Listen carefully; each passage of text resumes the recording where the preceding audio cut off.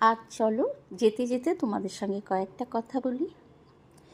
মানুষ তোমার দুঃখে যতটা না কষ্ট পায় তার চেয়ে বেশি অস্বস্তি পায় তোমাকে ভালো থাকতে দেখলে।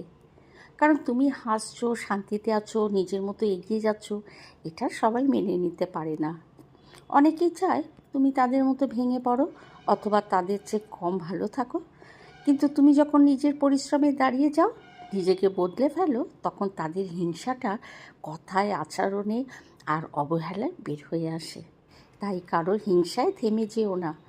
ফুল যেমন সুবাস ছড়ানো বন্ধ করে না, তুমিও তেমনি নিজের আলোয় জ্বলতে থাকো। কারণ তোমার ভালো থাকা কারোর চোখে হিংসা, আবার কারোর কাছে অনুপ্রেরণা। আগে তুমি সবার জন্য ভাবতে, নিজেকে কষ্ট দিয়ে হলেও সম্পর্ক বাঁচাতে চাইতে। এখন তুমি চুপচাপ নিজের শান্তিটাকে গুরুত্ব দাও।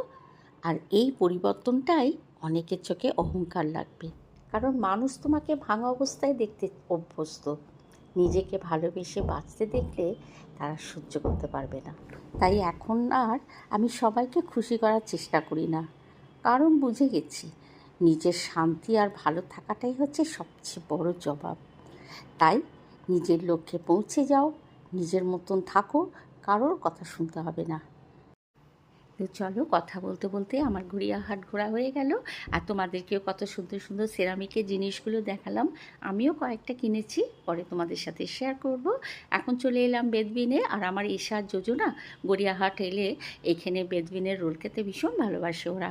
তো সেই জন্য বেদবিনের রোল নিচ্ছি। আর আমার খুব একটা ভালো লাগে না, আমি চিকেন রোল খাই না, আর এগ রোলের মধ্যে এত আলু দেয়, সেই জন্য আমার ভালো লাগে না। তো চলো, ভিডিওটা কেমন লাগলো অবশ্যই আমায় কমেন্ট করে জানিও।